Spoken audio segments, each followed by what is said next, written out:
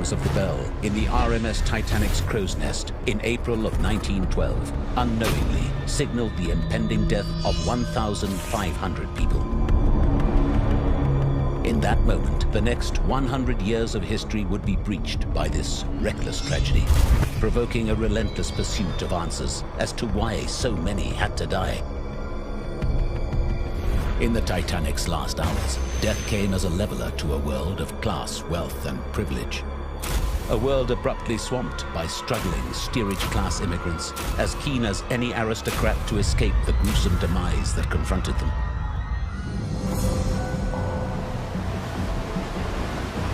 As death became certain, the magic of Marconi's wireless telegraph machines sprang to life, sending frantic pulses and pauses of Morse code into the unseeing night. When suddenly, off the port bow, an unannounced and unidentified light on the horizon of the night sky became a shimmering gleam of hope. A ship approached within just a few miles.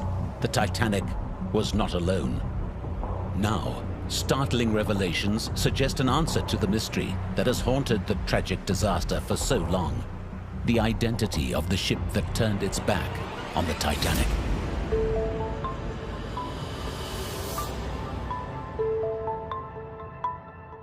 On April 22, 1912, just 7 days after the dream ship RMS Titanic sank beneath the waters of the North Atlantic, a man walked into the Toronto Star newspaper offices and stunned the reporters. This gentleman, who walked into a busy newsroom, identified himself as Friedrich Quitzrow, and he was a doctor, and the story he unfolded was amazing. Thus began one of the enduring mysteries surrounding the loss of the Titanic, one that has lasted 108 years, until now. 1912, a time of wealth, confidence, and new beginnings. A most auspicious period of time for the unsinkable Titanic to set out on its maiden voyage, its only voyage into the annals of history. The Royal Mail ship Titanic is the second of 3 ocean liners built for the White Star Line by Harland and Wolff in Belfast. The sister ship to the RMS Olympic, which preceded Titanic on the North Atlantic's lucrative mail and passenger routes.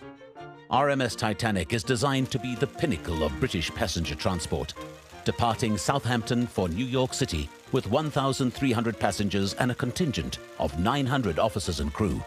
In the early 1900s, we were shifting from a period of ships that were driven by sail and wood to ships that were driven by steam and steel. They were bigger ships, they were faster ships. Titanic was really built as a strong ship to withstand the blow from another ship. And it was not built to be a ship that would even encounter an iceberg.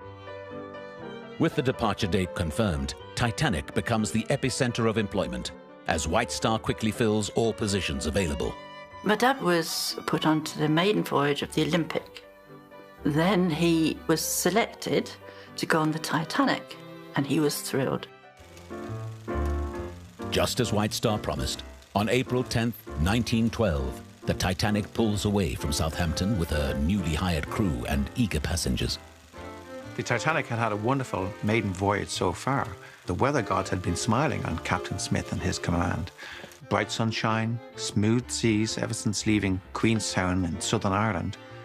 And the ship had been performing exceptionally well. She had made up of steadily increasing mileages each day, and it was a great deal of pleasure being felt amongst the passengers at the prospect of making a smart arrival in New York. White Star's most seasoned and most trusted captain of maiden voyages, 62-year-old Edward John Smith, is at the helm of the line's newest edition. Captain Smith of the Titanic was a cultured, well-coiffed man, very presentable with his trimmed white beard, and inordinately popular. He had a devoted following. In those days, hard though it is to believe today, maritime skippers were almost like rock stars. They had their personal coterie of society, grand dames, and wealthy plutocrats.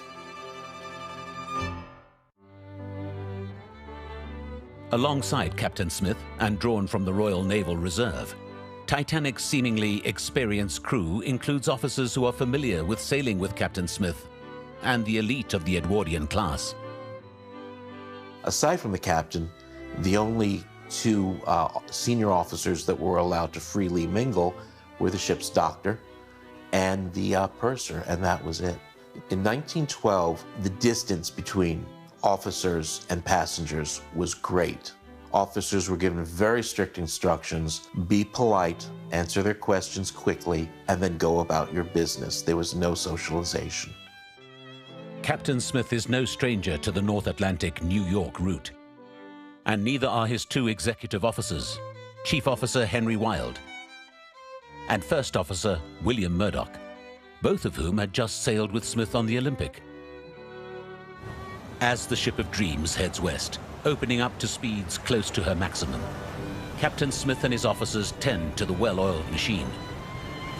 Senior officers Wilde, Murdoch and Lightroller take their shifts as officers of the watch, while junior officers Pittman, Vauxhall, Lowe and Moody maintain the ship's performance and position.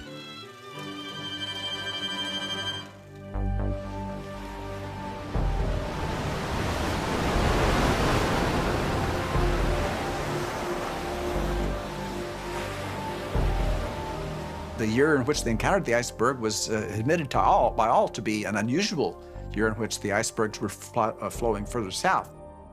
If the Titanic were in a visible ice field, I would think that the captain would be on the bridge. But keep in mind that up to the point of collision, they were not in an ice field, and the bergs that had been seen were seen at a great distance. So the clear and present danger was not really at hand. The ice for weeks past posed serious challenges to mariners, but on this particular Sunday, we know that many of the masters of vessels, the captains, with their own commands, they were taking things in a very cautious manner, and some ships like the Niagara were coming in with damaged and buckled plates. The SS Californian is one of several ships in the area that night. And at her head was a Bolton shipmaster, aged only 35. His name was Captain Stanley Lord, and he had made a meteoric rise in his profession, and he had a reputation as a fine navigator. In Lord's own words, it was an extraordinary night. The sea was completely flat calm. There was a clear night. No waves, no nothing. Absolutely calm. There's no moon, but plenty of stars. That Sunday had proven to be a long day, at least for the captain of a single-funnel cargo ship. The night of the accident, Lord had been on duty for a long shift of 16 hours, and he was tired. You know, he was in an ice field.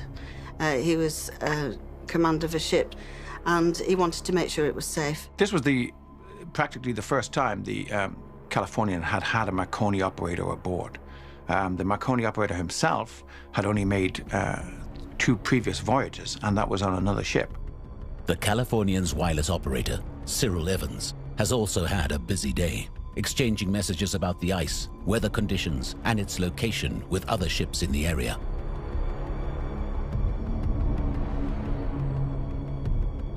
But on the Titanic, this message crashed in upon the ears of Jack Phillips.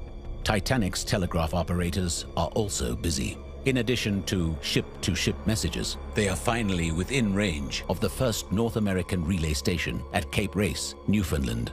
Suddenly, Phillips was assaulted by this unwanted information about some small freighter being stuck in pack ice somewhere to his north, when his own ship was racing, as he knew, for New York.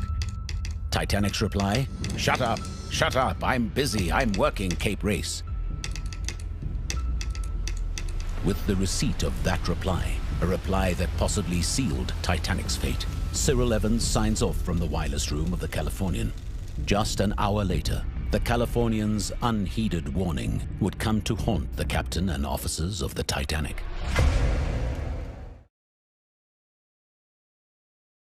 Captain Smith could not have known his ship was not where his officers reported it was, or how it negated the impact of ice warnings being received throughout the day. leaving Titanic's safe passage dependent on the lookouts in the crow's nest. When you're a lookout, it is not necessary for you to be able to say what it is you're seeing. Your job is to just raise the alarm. I have something there. They were huddled up against the cold, peering, and their blearing eyes naturally produced tears, which made it harder still, blinking those away and staring and looking all over the sea. Their job was to identify objects, and they would ring a bell to send that signal to the bridge. It would be one bell for somewhere on the port side. It would be 2 bells for something to the starboard, and it would be 3 bells for an object ahead. Now, once they had rung clang, clang, clang, their job was done. Then the officers on the bridge identify it and decide what they're going to do about it. That's not the lookout's problem. Lookout doesn't have to provide an identity. At 11:40 p.m., April 14, 1912, 3 bells pierce the night, signaling Titanic is heading right into her kill zone. An iceberg dead ahead, without ample time to avoid it by the turn of the wheel. The duty to respond to the alarm falls to First Officer Murdoch, who by training and instinct goes to the open bridge wing to determine a course of action. He gives the order for evasive measures to turn the ship. But it's too late, not enough time. In just 30 seconds, the ship strikes the massive iceberg, bringing Captain Smith to the bridge.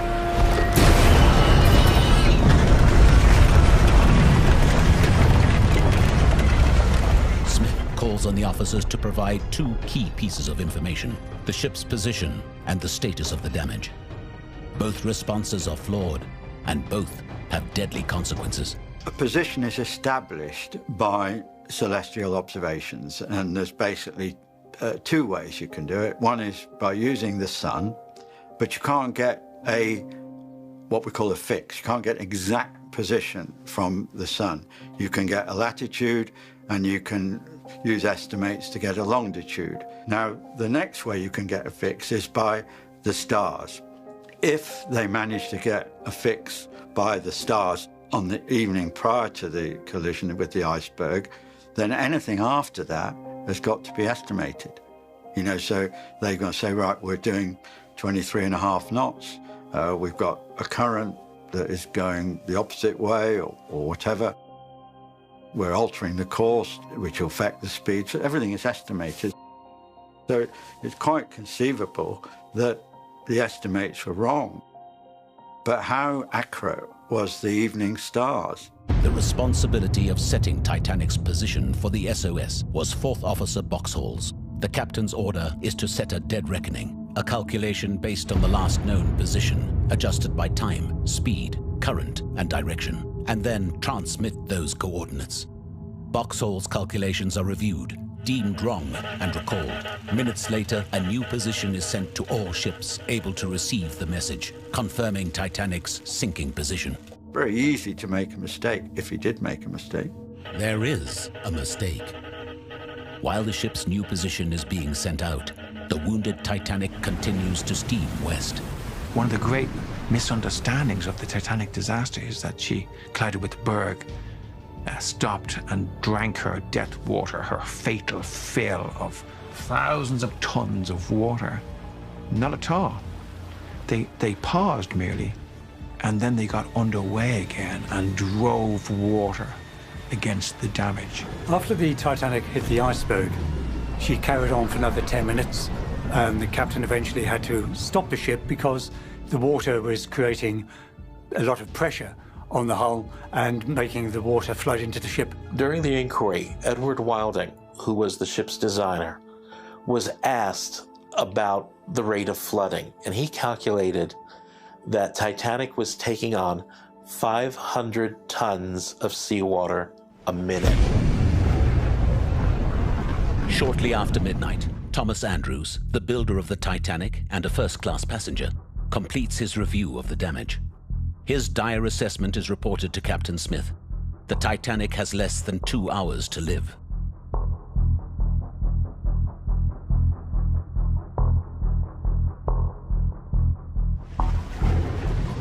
Titanic is taking on water at an incredible rate. The sinking ship is guaranteed to take with it hundreds of lives. In the throes of desperation, as the lifeboats are being readied, the wireless operators pump out the SOS, pleading for any able ship to come. This great hefty tome is Lloyd's Register of Shipping from 1912, 1913. And every ship gets a sailing ships as well, and steamships. They all get an individual entry here and giving details of their ownership and so on. This rolls alphabetically. And we have thousands upon thousands of ships, just illustrating the vast forests of masts that were going across the North Atlantic at that time. There were over 200 westbound ships on the North Atlantic at the time the Titanic sank. Now, they were spaced over the ocean. They weren't all right in that vicinity, but there very well could have been several that were in that vicinity. The amazing thing about all this is that those ships that are listed as having wireless consist of just this amount. Just those few pages there. So prior to the advent of wireless, if you think about it, ships were limited to communicating only with those ships they had in view. The great thing about wireless is that suddenly you were broadcasting over the curvature of the Earth, and ships you couldn't see. Titanic's mighty Marconi signal splits the night for more than 500 miles.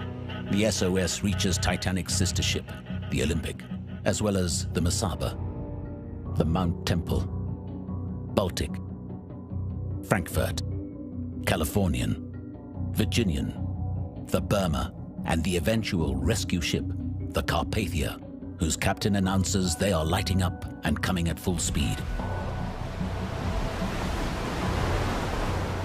It was the Board of Trade that permitted the Titanic to go to sea with the inadequate number of lifeboats. The Titanic had lifeboats to accommodate about 1,100 people when the vessel itself could accommodate 3,500 people. If every single seat in every single boat had been filled, half of the people on board were still destined to die. Clearly, there was a situation that would have lent itself very well to people becoming panic-stricken. When my grandfather came down, I said, I've just been up on deck, and he saw them uncovering the lifeboats. The officer came and said, go to these cabins and tell everyone in the cabin that they must dress warmly, put life jackets on, go up on deck, and he was told to stay calm, not create panic. She's unsinkable. They kept saying that all the time. Then the order come, women and children first. All hands on deck, report to your lifeboat stations immediately. People didn't want to get into the lifeboats because there was no obvious sign that the ship was sinking. They'll be safe. It's unsinkable. They'll be great. They'll get there. Around 12:15 a.m., the crew and passengers are given another reason to be hopeful. When she eventually came to a halt, Boxall thought he saw some lights. He got the binoculars out, looked over in that direction, and saw the red and port starboard lights of a ship, which indicated that this ship was coming directly towards Titanic. The captain came up, and he also saw these lights through binoculars. Distance is hard to judge at sea, but Captain Smith saw it as being close. And this ship is the bowl of their salvation. They invest everything in this, and maybe people shrink back from the boats. And maybe that plays a role in the fact that many of the early boats left ill-filled, and that people went to their deaths as a result. With the clock ticking off the 2 hours shipbuilder Thomas Andrews had predicted it would take for the Titanic to sink, the pressure to get the lifeboats launched is intense. They watched as number 12 boat went down. And as it was going down, my mother could see that that boat was half empty. You could have got more than 20 people in there. She said, while she was looking up, she saw a light, a bright light in a distance. She said, look, that light, that ship is coming to our rescue. And now they're asking themselves, Do I need to trust my life to this wooden cockle shell that's about to go down into a crevasse of depth on a dark night when we might be lost, when the ship might steam later to New York, leaving us behind? It was 70 to 80 feet down to the water. And then there was a matter of getting into the boat, which wasn't just right next to the side. It certainly, caused you to think, I'm much safer on the deck here, and we'll just wait till the ship arrives and we'll be okay. As the first lifeboats reach the icy waters, the mystery ship can still be seen in the distance. They must have been terrified of what was going to happen and whether that ship was going to come near them. The unsinkable ship is taking on seawater. Officer Boxhall and the Marconi operators continue to reach out to the ship seen off the port bow. Rockets were being fired about every 5 minutes. But in those days, the rockets used to do that with other ships. There's an identification. It wasn't a distress signal at all. Witnesses, crew, survivors have said that they'd seen the ship on the horizon that should have come to the rescue that didn't.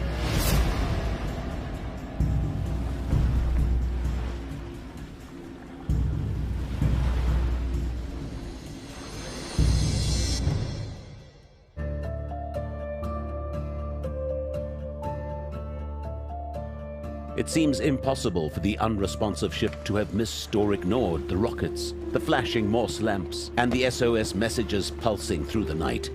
But it remains stationary in the distance. That ship isn't coming. The Californian's captain, Stanley Lord, is a dour-faced man who looks much older than his 35 years. The very antithesis of a rock star captain. At 10:20 p.m., the Californian encounters an ice field, and Captain Lord decides to stop the ship until morning, when he can determine the safest passage. Evans switched off his apparatus, and unfortunately, he never again went to his machine until somewhere after 5 in the morning. We are putting passengers off in small boats, women and children in boats. Cannot last much longer. Titanic's officers anticipate the loading process will be chaotic, and that pandemonium will ultimately set in. Before leaving the bridge, they are issued revolvers. People really need to panic.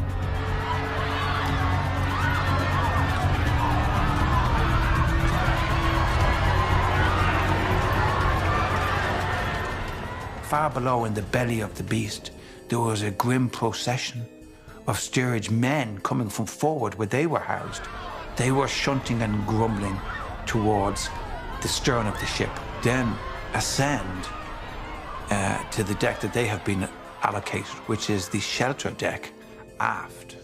And from there, they must look up and they see the boats, but they know that those are boats that don't belong to them. There are no boats at the shelter deck level where they are. The brave among them will have no choice but to jump. Many won't survive the fall.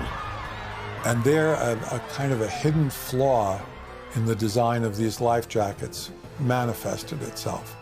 If you jumped, these cork panels, both in front of you and in back of you, would rise up under your chin and very probably break your neck. If you have self-possession enough to gather your senses, you are now in the horrible position. And somebody has put you in that position of realizing you have to wait a full hour before your appointment with a bone-chilling death.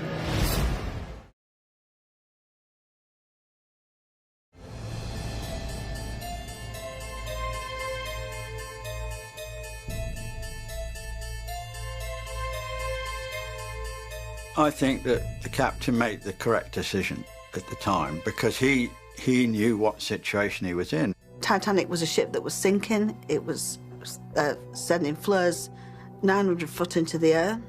It was trying to Morse the ship. The passengers, the crew could see the ship. With Captain Lord's ship laid up for the night, Then who was the ship seen by those in the lifeboats and on the decks of the Titanic?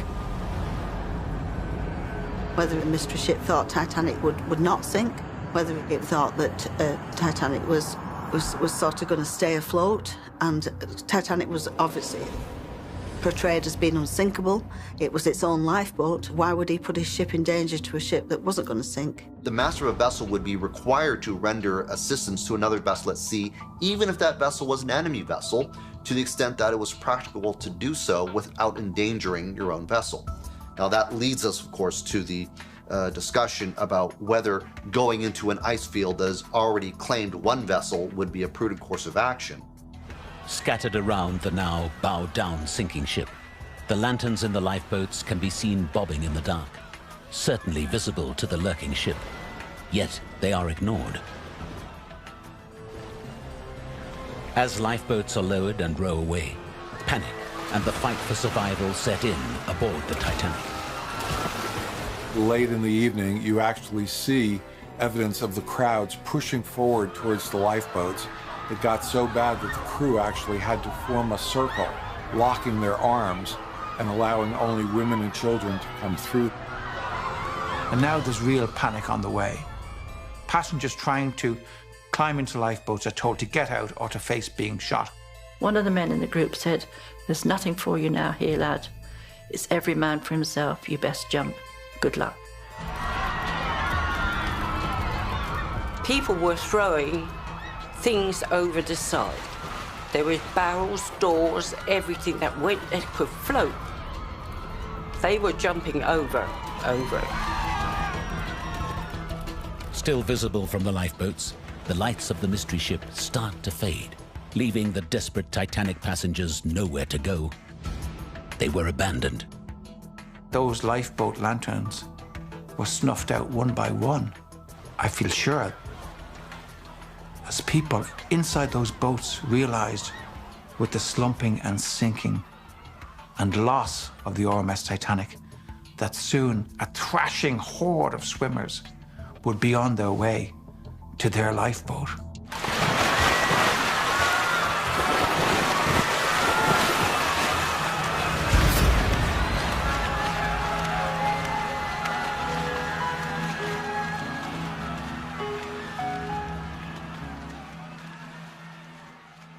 What we know of the ships in the area, it seems like the Titanic was on the eastern side of the field of ice, and some of the other ships were on that western field. And the western field was apparently just simply thicker and more visible, and was dangerous.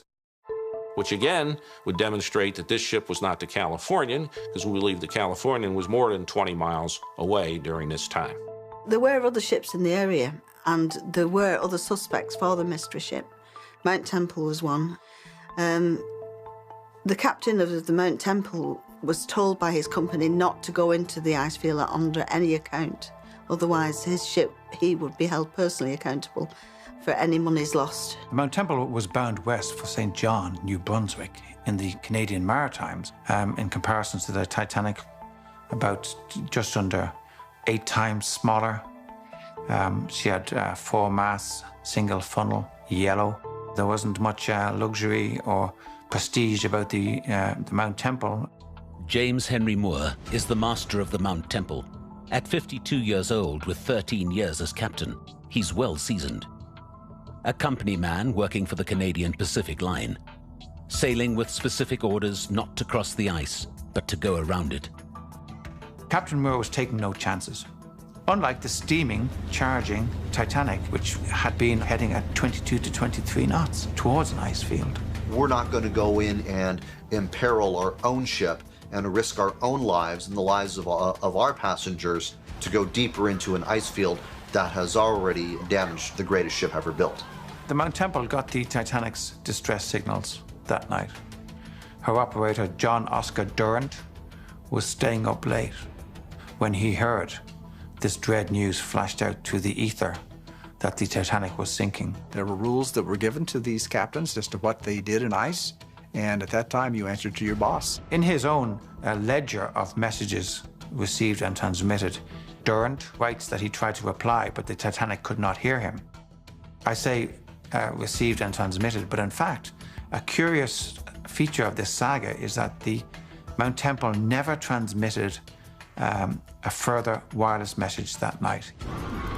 Silently observing the unfolding horror, the mystery ship ignores Titanic's plight before making a chilling move, visible from the lifeboats and decks.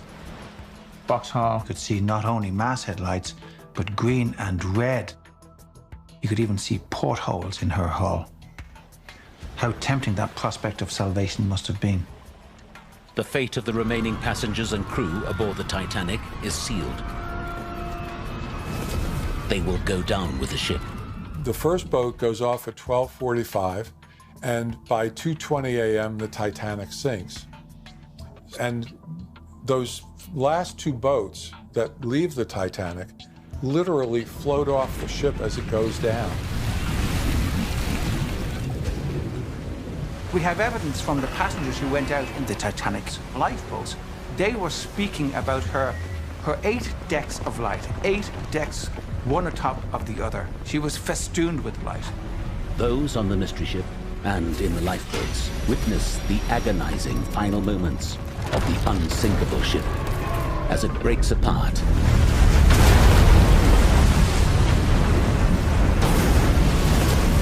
and disappears beneath the waves. And they withdrew their oars and they just watched as the Titanic was slowly sinking.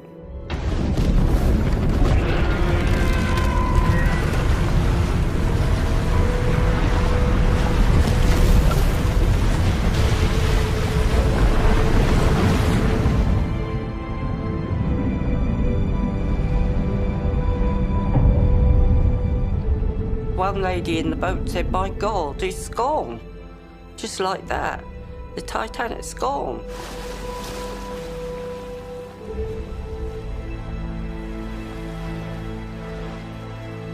How could any ship leave a ship, especially of Titanic size, in distress? Nobody can explain it, and I don't know if anybody ever will. When they're on the lifeboat waiting for rescue, he said the screams and the cries were awful.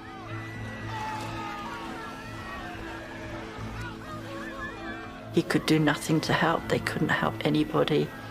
But as the hours went on, the worst than those cries for help was the silence when they knew those people had lost their struggle. The saddest number of that night is that although Titanic had lifeboat space for 1,178 people, there were nearly 500 seats that were sent away empty.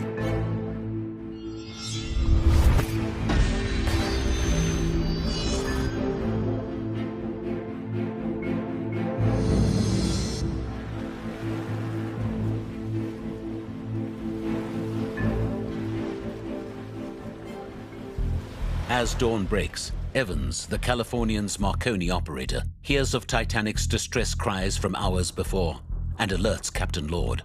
The captain immediately readies his ship and sets course for the sinking location given by Titanic.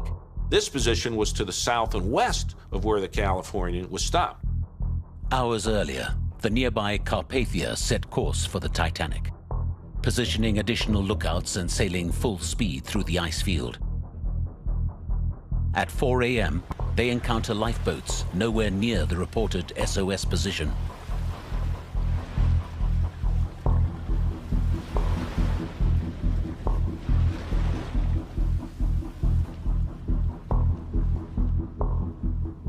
Lord went first west and to the point where the distress signals were reportedly from.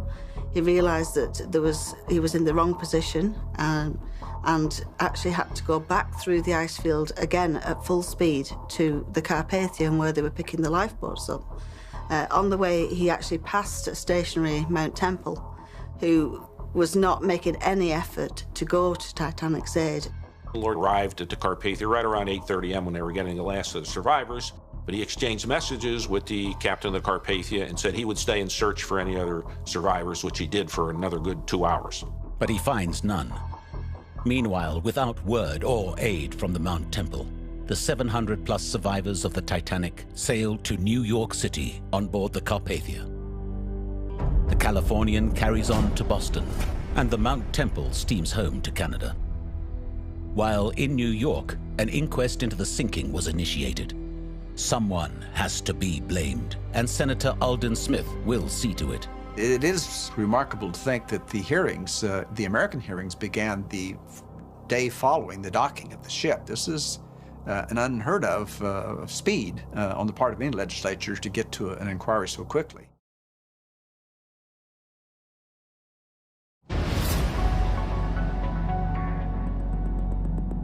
The U.S. inquiry begins in New York on April 19th, just 4 days after the sinking. The inquiry, which can apportion blame but not render consequences, calls 80 witnesses to determine who was at fault. Based on the testimony, the committee quickly concludes the SS Californian was the only ship the Titanic crew and passengers could have seen. And Captain Lord comes into the crosshairs. Well, Captain Lord had been interviewed by the inquiry as a witness to assist them in their findings, and then they very soon homed in on him and on his own ship's responsibility and alleged inactions. The fact that they were concentrating on Lord meant that they weren't concentrating on other things that obviously might be to the detriment of the White Star Line. As soon as something is decided by officialdom, that most people are willing to go with that and not to look beyond it. Captain Lord's situation is that he was probably the wrong man at the wrong place at the wrong time. Steaming from the reported sinking site of Titanic, Captain Moore got the Mount Temple to the docks of St. John. She made her landfall, she berthed normally, but she was already a ship that was seething with rumor and dissension, a lot of anger on board about the alleged happenings on the night the Titanic went down. After disembarking on April 19, many of Mount Temple's crew and passengers seized the opportunity to tell their stories from the early morning hours 4 days prior. Curiously, Mount Temple's logbook contains no mention of the details in the passengers' accounts. Despite the fact that they had come across an extraordinary incident, there's no mention at all made in the log of the Mount Temple for anything after April the 14th, 1912. That's the fateful Sunday. There's something even more strange about that official log. There are pages missing in the Mount Temple log, and it looks as if it's been restitched, as if pages have been introduced. The mystery of the missing notes in the ship's log is oddly compounded by an additional detail, obviously added later, discovered in the Marconi log. Why this additional detail that didn't seem to be there originally was added, particularly after a casualty has happened and people are investigating as to why it happened. It is a question mark as to why did this occur, who did it, and what was the motivation in doing it. It does make you wonder why any logbook would be altered after the casualty occurs. In my own practice, in advising the ship owner clients, I would say that you don't go back and try to change entries in the logbook that have already been made. Dr. Quitzrow takes his shocking account to the press and details what happened on board Mount Temple as the Titanic sank. Dr. Quitzrow told the Toronto Star that the Mount Temple had been in sight of the Titanic, had turned to her aid, had reached the ice field and had seen the Titanic, the hull of the ship herself. And he said the captain had lost his nerve, had failed to enter the ice field. The journalists were astounded at this story, and naturally, they sent to St. John offering comment to Captain Moore, who was there, and he cabled back a furious denunciation.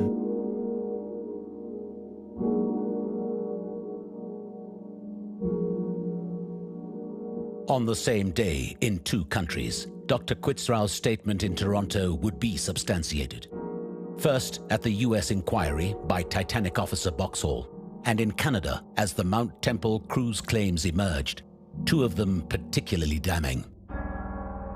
One of them was the ship's cook, who said that the Mount Temple could see the hull of the Titanic and could hear the noises, the lowering of lifeboats, the cries of passengers, he said, could even see lifeboats in the water.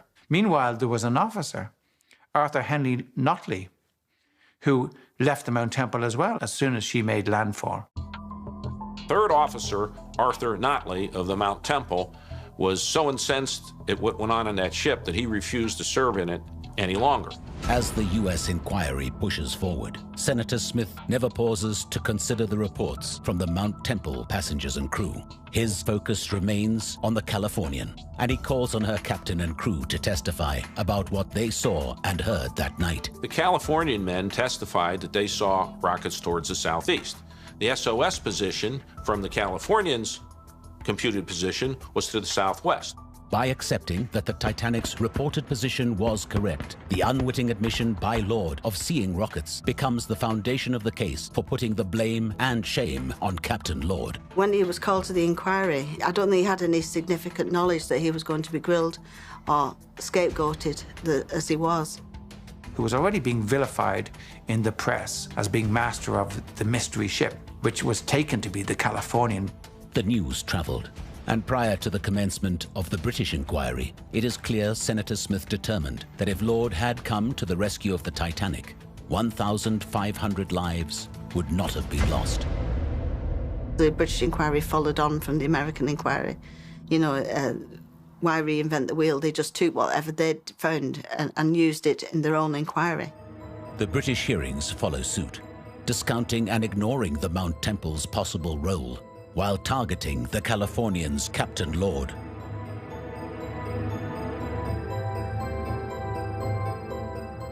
Had she done so, she might have saved many, if not all, of the lives that were lost.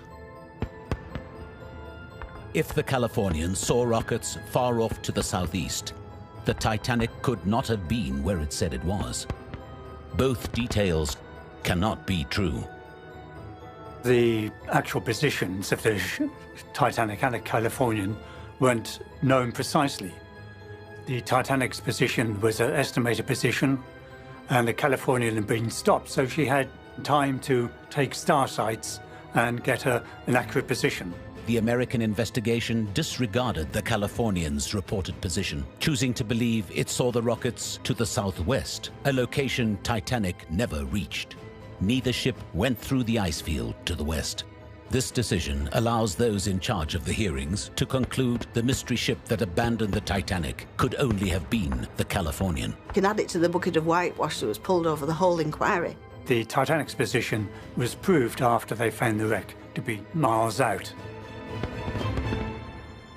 So it was the British inquiry that had it wrong, not the Californian officers observing.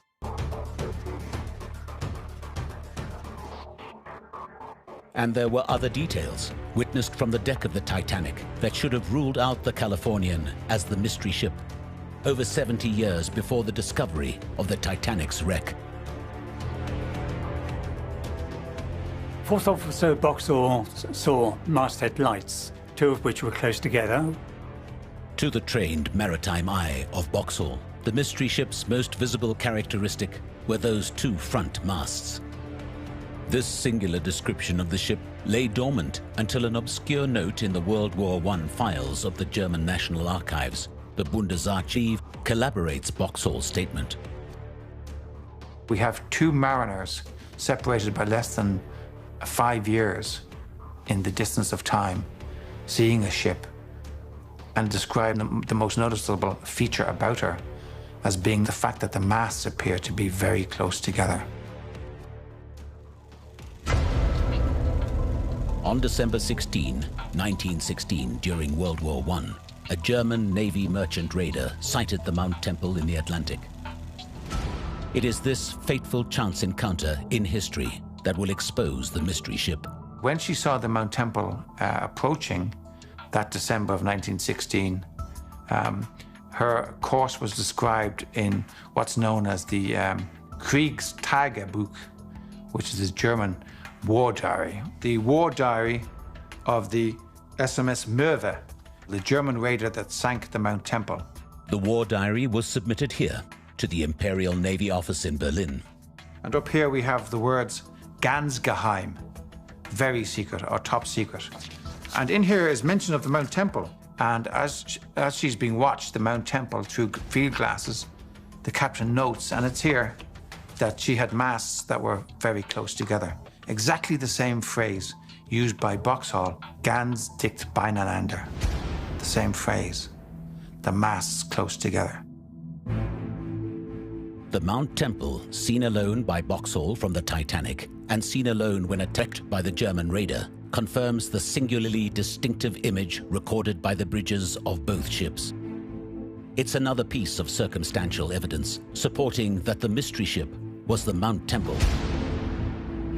And on September 1st, 1985, the wreck of the Titanic is found at her true final position, vindicating Captain Lord.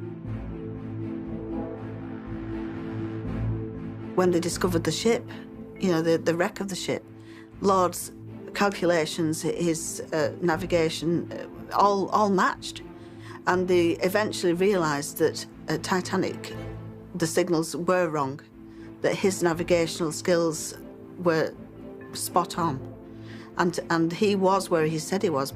It was in the 1992 MIAB report where they again re-examined it with the finding that the Titanic was not where people had originally believed it had been, and therefore to the suggestion that the Californian was not this mystery ship that the passengers on board the Titanic saw when the ship was sinking. The arrogance documented by 2 inquiries that the captain of the Titanic could not have been wrong, falsely maligned a superior captain for a lifetime. This really is Captain Lord, signed, sealed, and delivered as sacrificial victim. Scapegoat. Captain Lord bore his sort of cross with dignity, you know, all his life. The responsibility for the Titanic disaster was the officers of the Titanic. They were ones running the ship at that time. I don't think we can lay the blame on any other ship. Captain Lord was one of the great scapegoats in maritime history. 2 captains, Lord and Moore. One now finally vindicated, and one finally understood to be guilty. But of what? Simply being the mystery ship? Moore's decision that he could not safely render aid to the Titanic does not make him responsible for those who died that night. Captain Smith, who received no blame from the British inquiry and had a statue erected in his honor, was and is ultimately responsible for the loss of the Titanic and the 1,500 deaths. The 1,500 people that lost their lives in the Titanic did not lose their lives entirely in vain. The legacy of what's happened from the Titanic is the reforms that happened in terms of safety of life at sea. So probably tens of thousands of more have been saved over the 108 years since it happened because of the reforms that were made to maritime law as a result of it.